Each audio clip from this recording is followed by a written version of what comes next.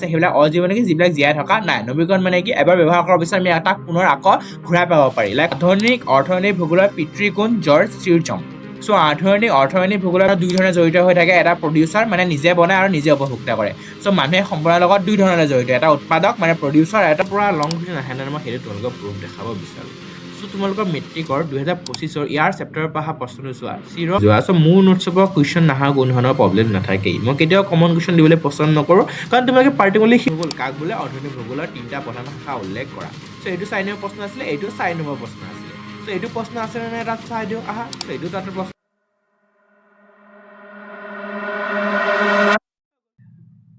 Hey, what's up guys and welcome back to an studio. So তোমালোকৰ exam আহি পাইছে pre board. চ' তোমালোকৰ pre বৰ্ডৰ কাৰণে মই কেইটামান চেপ্টাৰ ৰিভিজন চেপ্টাৰ্ছ তোমালোকৰ কাৰণে লৈ আহিছোঁ। চ' ৰিভিজন মানে কি তাৰ অৰ্থ মই তোমালোকে বুজাই দিছোঁ। তোমালোকে চেপ্টাৰটো ইয়াৰ আগতে পঢ়ি থৈছে, জাষ্ট তোমালোকৰ এটা কুইক ৰিভিজন লাগে নে, মানে কুইকলি এটা খালি গোটেই চেপ্টাৰটো অভাৰভিউ এটা লাগে, যিটো তোমালোকে মোৰ জৰিয়তে পাবা।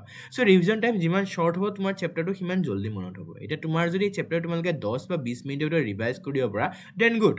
আৰু তোমালোকে যদি ফাৰ্ষ্ট টাইম ভিডিঅ'টো চাব আহিছে দেন চাই কোনো লাভ নহ'ব, কাৰণ মই প্ৰতিটো বস্তু স্পীডত কম, কাৰণ মই ইয়াৰ আগতে প্ৰতিটো বস্তু পঢ়াই থৈ দিছোঁ, বা তোমালোকে পঢ়িছা বেলেগ ঠাইৰ পৰা হ'ব পাৰে।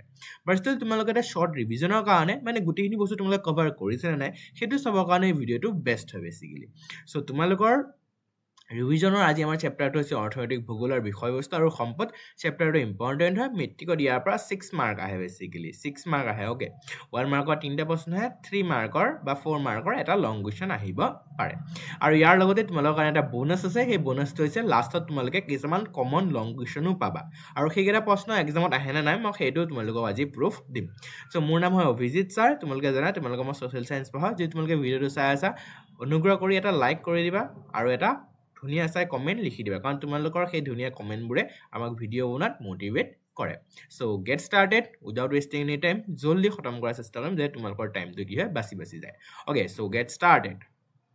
চ' প্ৰথম আমি চাম ভূগোলৰ ভাগ। চ' মেইনলি ভূগোল দুই প্ৰকাৰৰ থাকে, এটা প্ৰাকৃতিক ভূগোল আৰু এটা হৈছে আমাৰ মানৱ ভূগোল। এই মানৱ ভূগোলৰ অন্তৰ্গত হৈছে আমাৰ অৰ্থনৈতিক ভূগোল। এতিয়া অৰ্থনৈতিক ভূগোল কাক বোলে সেইটো চাই লোৱা। ভূগোলৰ যিটো ভাষাত সম্পদৰ উৎপাদন, বিতৰণ, উপভোগ আৰু বিনিময় আৰু ইয়াৰ সৈতে জড়িত মানুহৰ কাৰ্যকলাপসমূহ স্থান আৰু কাল সাপেক্ষে অধ্যয়ন কৰা হয়, তাকে অৰ্থনৈতিক ভূগোল বোলা হয়। অৰ্থনৈতিক ভূগোলৰ সম্পদ আৰু মানুহৰ কাম কাজৰ লগতে জড়িত এনেধৰণৰ সকলো কথা আলোচনা কৰা হয়। নেক্সট স্লাইডলৈ যাওঁ। চ' অৰ্থনৈতিক ভূগোলে কি কি প্ৰশ্ন সোধে আৰু ইয়াৰ অধ্যয়নৰ কি কি পৰিসৰ আছে সেইখিনি আমি চাওঁ। চ' অৰ্থনৈতিক ভূগোলে এইকেইটা প্ৰশ্ন সোধে, এই 4টা নহয় 5টা প্ৰশ্ন সোধে। প্ৰথম প্ৰশ্ন হৈছে অৰ্থনৈতিক কাৰ্যটো ক'ত অৱস্থিত, বৈশিষ্ট্যবোৰ কি কি পৰিঘটনাৰ লগত জড়িত, য'ত আছে তাতে কিয় হৈছে, এতিয়া এই কাৰ্যটো ইয়াৰ ঠাইৰ পৰিৱৰ্তে আন বেলেগ ঠাইতো হ'ব পাৰে নেকি। এই গোটেইটা কি অৰ্থনৈতিক ভূগোলৰ বিষয়বস্তুৰ প্ৰশ্নকেইটা, যিকেইটা অৰ্থনৈতিক ভূগোলে সোধে মেজৰলি হোৱাৰ আগতে। উক্ত 5টা প্ৰশ্ন প্ৰথম 3টা পৰম্পৰাৰ লগত জড়িত আৰু পিছৰ 2টা হৈছে আধুনিক ভূগোলৰ ভেটি। এইটো ইম্পৰ্টেণ্ট হয়, সেইকাৰণে মই হাইলাইট কৰি দিছোঁ। অ'কে, আধুনিক ভূগোলৰ উদ্দেশ্য কি? দুজন ব্যক্তি আছে, এজন জৰ্জ চিৰজম আছে, এজন জবব আৰু ডাক ডনাল্ডৰ মতে। চ' জৰ্জ চিৰজম, যাক আমি কি কোৱা হয় অৰ্থনৈতিক ভূগোলৰ পিতৃ বুলি কোৱা হয়। ইম্পৰ্টেণ্ট প্ৰশ্ন আহে যে আধুনিক অৰ্থনৈতিক ভূগোলৰ পিতৃ কোন? জৰ্জ চিৰজম। চ' অৰ্থনৈতিক ভূগোলৰ পিতৃ কোন? চাৰ্লছ চিৰজম। তেখেতৰ মতে উদ্দেশ্য কি? ভূগোলৰ এখন ঠাইৰ অৰ্থনৈতিক উন্নয়নৰ গতি আৰু দিশ নিৰ্ণয় কৰাটোৱে ইয়াৰ মূল উদ্দেশ্য। উৎপাদনখন বৃত্তি আৰু কাৰ্যকলাপ অধ্যয়নৰ অঞ্চলত কিয় আগবঢ়ায়, এইটো কথা কোনে কৰে? জবে আৰু ডাক ডনাল্ডে কৰে। নেক্সট এতিয়া আমি বৃত্তিৰ প্ৰকাৰ চাম, সংজ্ঞা দিয়া আছে আৰু উদাহৰণ মই দিম। প্ৰথম কি প্ৰাথমিক বৃত্তি আছে, প্ৰকৃতিৰ পৰা পোৱা সম্পদসমূহ। দ্বিতীয় বৃত্তি আছে প্ৰাকৃতিক সম্পদৰ ব্যৱহাৰযোগ্য সামগ্ৰীত পৰিণত কৰা কাৰ্য। তৃতীয় বৃত্তি কি আছে? উৎপাদিত সামগ্ৰী বিতৰণ আৰু সেৱা প্ৰদানৰ লগত জড়িত কাৰ্য। চতুৰ্থ বৃত্তি কি আছে? তৃতীয় বৃত্তি অধিক সুচল কৰি কৰা। এক্সাম্পলখিনি চাই লোৱা। প্ৰথম বৃত্তি কৃষি কাৰ্য, মাছ ধৰা, বনজ সম্পদ আহৰণ, খনিজ সম্পদ আহৰণ ইত্যাদি আছে। দ্বিতীয় বৃত্তি কি আছে? শিল্প উৎপাদন, বিভিন্ন নিৰ্মাণ তথা পুনৰ নিৰ্মাণ কাৰ্য আছে। তৃতীয় বৃত্তি কি আছে? যাতায়াত, পৰিবহণ, বজাৰ, পাইকাৰী, খুচুৰা বিক্ৰী, পৰ্যটন, যোগাযোগ ইত্যাদি আছে। আৰু চতুৰ্থ বৃত্তি কি আছে? বেংক, প্ৰচাৰ মাধ্যম, প্ৰশাসন, শিক্ষা, গৱেষণা আদিৰ লগত জড়িত কাৰ্য আছে। নেক্সট অৰ্থনৈতিক ভূগোলৰ অধ্যয়নৰ কিছুমান পদ্ধতি আছে, আঞ্চলিক পদ্ধতি, আচৰণগত পদ্ধতি, নিয়মগত পদ্ধতি, তত্ত্ব বিশ্লেষণ পদ্ধতি, পৰিচালনা পদ্ধতি। এইকেইটা কি আছে? আমাৰ অৰ্থনৈতিক ভূগোলৰ অধ্যয়নৰ কিছুমান পদ্ধতি। নেক্সট অৰ্থনৈতিক ভূগোলৰ শাখা কি আছে? কৃষি ভূগোল আছে। এক্সাম কুৱেশ্যন আহে যে অৰ্থনৈতিক ভূগোলৰ কাক বোলে আৰু ইয়াৰ প্ৰধান 4টা শাখাৰ নাম লিখা। চ' ইয়াৰ শাখাকেইটাৰ নাম কি? কৃষি ভূগোল, উদ্যোগিক ভূগোল, সম্পদ ভূগোল, পৰিবহণ ভূগোল, বজাৰ ভূগোল, পৰিকল্পনা আৰু উন্নয়ন ভূগোল, পৰ্যটন ভূগোল। তাৰ গোটেইকেইটা বিষয়বস্তু ধুনীয়াকৈ লিখা আছে, তোমালোকে নোট কৰিবা। নেক্সট চোৱা সম্পদৰ অৰ্থ আৰু গুৰুত্ব কি আছে আমাৰ সম্পদৰ অৰ্থ আৰু গুৰুত্ব সম্পদ কি জীৱন ধাৰণৰ বাবে প্ৰয়োজনীয় সকলো বস্তু কি হ'ব পাৰে সম্পদ হ'ব পাৰে তেতিয়া আমাৰ যিবিলাক বস্তু জীয়াই থাকিবলৈ ইজি হৈ আছে মানে আমাক সহায় কৰি আছে সেইখিনি আমাৰ কি সম্পদ বায়ু পানী সূৰ্য কিৰণ মাটি গছ-গছনি ফল-মূল খনিজ পদাৰ্থ সকলোবিলাক কি আমাৰ কাৰণে সম্পদ মানুহে ক'ৰ পৰা লাভ কৰে শক্তি বিদ্যা কৌশল আদিৰ পৰা শক্তি প্ৰকৃতিৰ পৰা মানুহে লাভ কৰে সম্পদৰ গুৰুত্ব কি মূলক চাহিদা আছে আৰু সামাজিক জীৱন সহায় কৰে বেছিকেলি অৰ্থনীতিবিদ জিম্মা মানৰ মানে সম্পদ হ'বলৈ দুটা গুণ থাকিব লাগিব অৰ্থনীতিবিদ জিম্মা মানৰ মানে বস্তু এটা সম্পদ হ'বলৈ দুটা গুণ থাকিব লাগিব এটা হৈছে কাৰ্যকাৰিতা এটা হৈছে উপকাৰিতা ইম্পৰ্টেণ্ট হয় এইটো প্ৰশ্ন সোধে যে অৰ্থনীতিবিদ জিম্মা মানৰ মতে সম্পদ হ'বলৈ কোনটা গুণ থাকিব লাগিব এটা কাৰ্যকাৰিতা এটা উপকাৰিতা গুণ থাকিব লাগিব সম্পদৰ লগত মানুহ দুই ধৰণে জড়িত হৈ থাকে এটা প্ৰডিউচাৰ মানে নিজে বনায় আৰু নিজে উপভোক্তা কৰে মানুহে সম্পদৰ লগত দুই ধৰণে জড়িত এটা উৎপাদক মানে প্ৰডিউচাৰ এটা উপভোক্তা মানে কনজিউমাৰ হিচাপে জড়িত হৈ আছে এতিয়া আমি চাওঁ মানৱ সম্পদ মানুহ এটা নিজেই সম্পদ তাক আমি মানৱ সম্পদ বুলি কওঁ আৰু মানৱ সম্পদ মানুহে তৈয়াৰ কৰা প্ৰতিটো মানৱসৃষ্ট সম্পদ মানুহে তৈয়াৰ কৰা প্ৰতিটো বস্তু কি আমাৰ মানৱসৃষ্ট সম্পদ লাইক টেবুল চকী যিবিলাক ঘৰ দুৱাৰ মানুহে বনাইছে সেইকাৰণে এইটো মানৱসৃষ্ট সম্পদ আৰু মানৱ সম্পদ মানুহৰ যিটো গুণ আছে সেইটো এটা কি মানৱ সম্পদ এতিয়া বিৰাট কোহলি আমাৰ ভাৰতৰ কাৰণে কি এটা মানৱ সম্পদ হ'ব ভাৰত সম্পদৰ পৰিৱৰ্তনশীল সময় স্থান আৰু চাহিদা হিচাপে সম্পদৰ পৰিৱৰ্তন হ'ব পাৰে নিৰপেক্ষ সামগ্ৰী মানে কি যিবোৰ সামগ্ৰীয়ে সময়ৰ আগলৈকে অপকাৰ বা অপকাৰ নাছিলে ফলস্বৰূপে কয়লা এইবিলাকে আমাৰ নিৰপেক্ষ সামগ্ৰী যিবিলাক আমাক কি নকৰে কোনো ধৰণৰ ক্ষতি সাধন নকৰে এতিয়া প্ৰতিৰোধক কি হ'ব পাৰে যিবোৰ সামগ্ৰীৰ পৰিৱৰ্তনে মানুহৰ অপকাৰ সাধন কৰে তাক আমি প্ৰতিৰোধক বুলি কওঁ লাইক অনুৰ্বৰতা মাটি খেতি ভাল নহয় বানপানী অঞ্চল নেক্সট চোৱা সম্পদ আৰু সম্পত্তিৰ মাজত পাৰ্থক্য কি আছে সম্পদ আৰু সম্পত্তিৰ মাজত পাৰ্থক্য কি চাই লোৱা সম্পত্তিৰ বজাৰ মূল্য সম্পদৰ বজাৰ মূল্য নাথাকে সকলো বস্তু কিন্তু সম্পত্তিৰ বজাৰ মূল্য থাকে সদায় উপকাৰে কৰে সম্পদে সদায় উপকাৰ কৰে ইয়াৰ অপকাৰো হ'ব পাৰে এক্সাম্পল কি ভূমি পানী সূৰ্য কিৰণ এইবিলাক আমি ফ্ৰীতে পাওঁ এইবিলাকে বজাৰ মূল্য নাই সেইকাৰণে সম্পদ ভূমি ঘৰ দুৱাৰ যন্ত্ৰপাতি এইবিলাক কি সম্পত্তি সকলো সম্পদ সম্পত্তি নহয় সকলো সম্পদ কি নহয় সম্পত্তি নহয় কিন্তু সকলো সম্পত্তি কি হ'ব পাৰে সম্পদ হ'ব পাৰে সকলো সম্পত্তি সম্পদ নহয় কিন্তু সকলো সম্পত্তি মূলৰ ব্যৱহাৰতে যোগ্য হৈ যায় চোৱা সম্পদ মানে কি জীৱনৰ প্ৰয়োজনীয় বস্তু যিবোৰ মানুহৰ কল্যাণৰ ব্যৱহৃত যিবোৰ সামগ্ৰী বজাৰ মূল্য আছে সেইবিলাক আমি সম্পদ বুলি কওঁ নেক্সট আমি সম্পদৰ শ্ৰেণী বিভাজন কৰিম সৃষ্টি প্ৰক্ৰিয়া অনুযায়ী সম্পদ তিনি প্ৰকাৰৰ হ'ব পাৰে মানে সৃষ্টি কৰিব পৰাকে প্ৰাকৃতিক সম্পদ মানৱসৃষ্ট সম্পদ আৰু মানৱ সম্পদ গঠনৰ পৰা দুই প্ৰকাৰ হ'ব পাৰে জীৱীয় সম্পদ অজীৱীয় সম্পদ আৰু স্থায়ী বা অনুসৰি নৱীকৰণযোগ্য সম্পদ অনবীকৰণ মালিকী সূত্ৰ কৰে মানে কাৰ অধীনত আছে সেইটো ব্যক্তিগত সম্পদ জাতীয় সম্পদ আৰু আন্তৰ্জাতিক সম্পদ এটা চাৰ্ট আৰু গোটেইখিনি সম্পদ খায় প্ৰাকৃতিক সম্পদত কি পৰে আমাৰ জীৱীয় অজীৱীয় নৱীকৰণ আৰু অনবীকৰণ জীৱীয় মানে কি যিবিলাক জীয়াই আছে সেইবিলাক অজীৱ মানে কি যিবিলাক জীয়াই থকা নাই নৱীকৰণ মানে কি এবাৰ ব্যৱহাৰ কৰাৰ পিছত আমি তাক পুনৰ আকৌ ঘূৰাই পাব পাৰি লাইক সূৰ্যৰ পানী বায়ু চায়ু তোমালোকে এইটো কথা আগৰ পৰাই জানা নৱীকৰণ মানে কি আমি যে এবাৰ ব্যৱহাৰ কৰাৰ পিছত আকৌ পুনৰ ঘূৰাই নাপাওঁ লাইক কয়লা খনিজ তেল খনিজ পদাৰ্থ আদি হ'ব পাৰে এইটো মানৱসৃষ্ট সম্পদ যিবিলাক বস্তু মানুহে নিজে তৈয়াৰ কৰিব পাৰে সেইটোৱে মানৱসৃষ্ট সম্পদ হ'ব পাৰে মানৱ সম্পদ মানুহ এটা নিজেই সম্পদ শিক্ষা জ্ঞান থকা মানুহবিলাক কেইটা ভাৰতৰ কাৰণে সম্পদ লাইক বিৰাট কোহলি ৰোহিত শৰ্মা তেওঁলোকৰ ক্ৰিকেটৰ ভাল গুণ আছে সেইবিলাক আমাৰ কাৰণে কি হ'ব পাৰে এটা মানৱ সম্পদ হ'ব পাৰে মালিকৰ স্বত্বকৰ্ণী মানে কাৰ অধীনত আছে লাইক ব্যক্তিগত সম্পদ যদি তোমাৰ অধীনত আছে বা পৰিয়ালৰ অধীনত আছে ভূমি শিক্ষা এইবিলাক ব্যক্তিগত জাতীয় সম্পদ মানে কি লাইক ৰাস্তা ঘাট নদ নদী কোনো এখন দেশৰ অন্তৰ্গত আছে সেইটো আমাৰ কি জাতীয় আন্তৰ্জাতিক সম্পদ মানে কি লাইক সাগৰ মহাসাগৰ সেইবিলাক কি বায়ুমণ্ডল সেইবিলাক কি পৃথিৱীৰ সকলোজন মানুহৰ কাৰণে ফ্ৰী মানে সকলো মানুহৰ আণ্ডাৰত আছে সেইকাৰণে এইবিলাক কি আন্তৰ্জাতিক সম্পদ চোৱা প্ৰাকৃতিক সম্পদবোৰ কিছুমান যেনে সূৰ্য ৰশ্মি বায়ু পানী সকলো বিৰাজমান পৃথিৱী সকলো ঠাইতে পোৱা যায় যে মানে যিবোৰ সম্পদ পৃথিৱীৰ সকলো ঠাইতে পোৱা যায় সেইবিলাকক চিৰ বিৰাজমান সম্পদ বুলি কোৱা হয় আৰু যিবোৰ কিছুমান অলপ অলপ ঠাইতে পোৱা যায় সেইবিলাকক স্থানিক সম্পদ বুলি কোৱা হয় লাইক খনিজ তেল পেট্ৰলিয়াম সকলো ঠাইতে পোৱা নাযায় সাধাৰণতে কনজাৰভেশ্যন মানে কি সম্পদ সংৰক্ষণ মানে কি তোমালোকে চাই লোৱা সম্পদ সংৰক্ষণ মানে কি কি সাধাৰণতে কোনো ধৰণৰ বিনাশ বা অপব্যৱহাৰ নোহোৱাকৈ সম্পদৰ সম্ভাৱ্যপূৰ্ণ ব্যৱহাৰ কৰা কাৰ্যকে সম্পদ সংৰক্ষণ বুলি কোৱা হয় অৰ্থাৎ সম্পদ সংৰক্ষণৰ মূল উদ্দেশ্য হৈছে প্ৰকৃতিৰ পৰা আহৰণ কৰা প্ৰয়োজনীয় সম্পদবোৰ আমি এনেধৰণে ব্যৱহাৰ কৰিব লাগে যাতে ইয়াৰ দ্বাৰা আমি পৃথিৱীৰ সকলো সময় ধৰি উপকৃত হওঁ সম্পদ সংৰক্ষণ বুলিলে অৱশ্যে সম্পদৰ ব্যৱহাৰ নকৰি কেৱল ভৱিষ্যতৰ বাবে সাঁচি থকা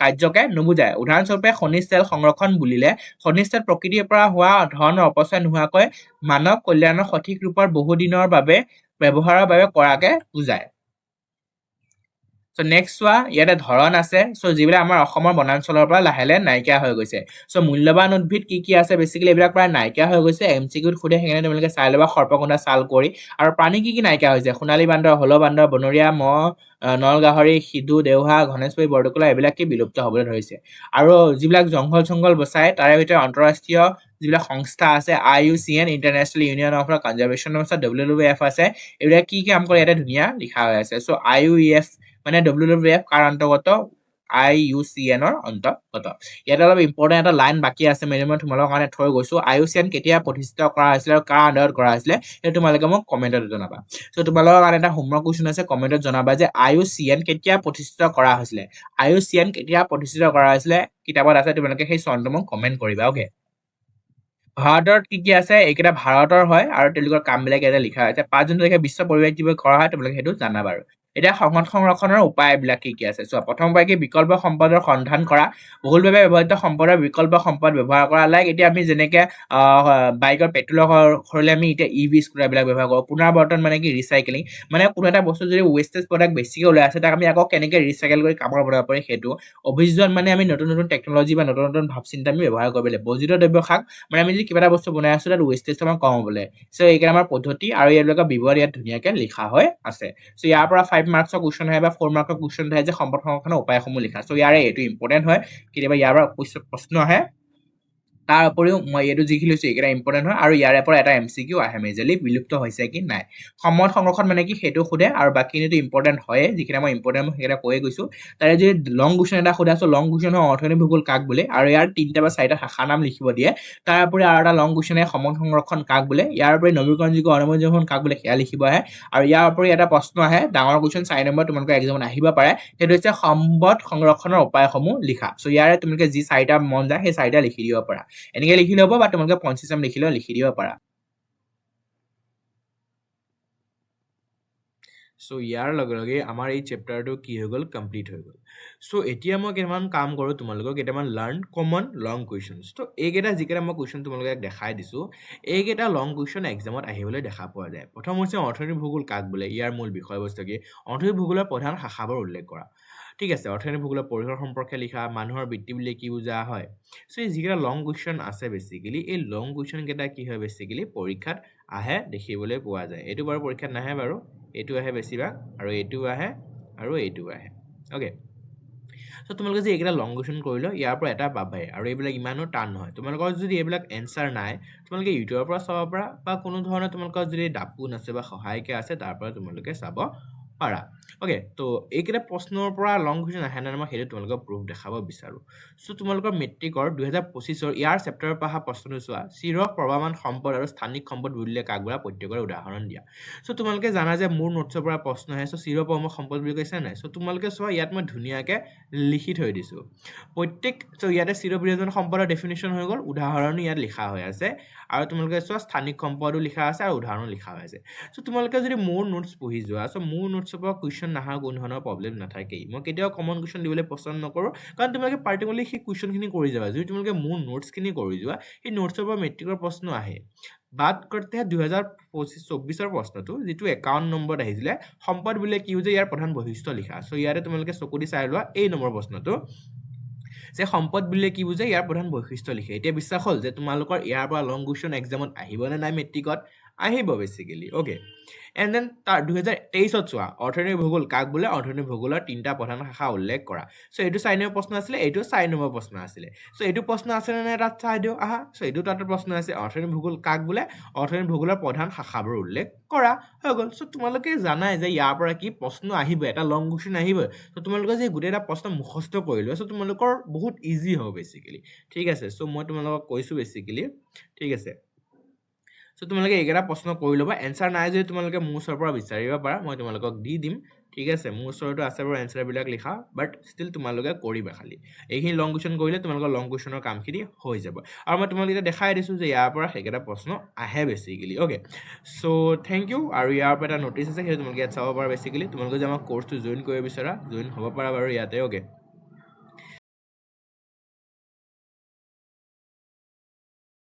যে অসমৰ জনসংখ্যা কিমান সো ফাৰ্ষ্ট তোমালোকক মই আসামৰ মেপখন দেখাই দিওঁ অসমৰ মেপখন দেখাই দিওঁ সো ফাৰ্ষ্ট চোৱা বিকাশ বা প্ৰসাৰতা সো ফাৰ্ষ্ট অৰ্থনৈতিক সো তোমালোকে অৰ্থ বা নৈতিক আছে ইয়াত এটা তুমি গম পাব লাগে তোমালোকে এতিয়া মহাদেশ সাতখনৰ নাম নাজানা চাই লো ইয়াৰ পৰা ইয়াতে ধুনীয়াকৈ পিকচাৰটো তোমালোকে চাব পাৰি আছে বেছিকৈ। চ' এতিয়া তোমালোকে আমাৰ কোৰ্চৰ ভিতৰত থকা চেপ্টাৰবিলাকৰ এক্সপ্লেনেশ্যন চাবলৈ পালা, আৰু এই কোৰ্চটো বহুত ভেলুৱেবল হয়। চ' কোৰ্চটো ইংলিছ এণ্ড আছামিছ মিডিয়াম বৰ্ডছৰ কাৰণে এভেইলেবল হয়। যদি তোমালোকে এই কোৰ্চটো জইন কৰিব বিচাৰা, দেন তোমালোকে ওপৰত দিয়া হোৱাটছআপ নাম্বাৰটোত মেছেজ কৰি পেলাই এই কোৰ্চটো জইন কৰিব পাৰা। কোৰ্চটো প্ৰাইচ হয় $499। চ' যদি তোমালোকে জইন কৰিব ইচ্ছা আছে বা জইন কৰিব বিচৰা, দেন মোক মেছেজ কৰিব পাৰা। Thank U.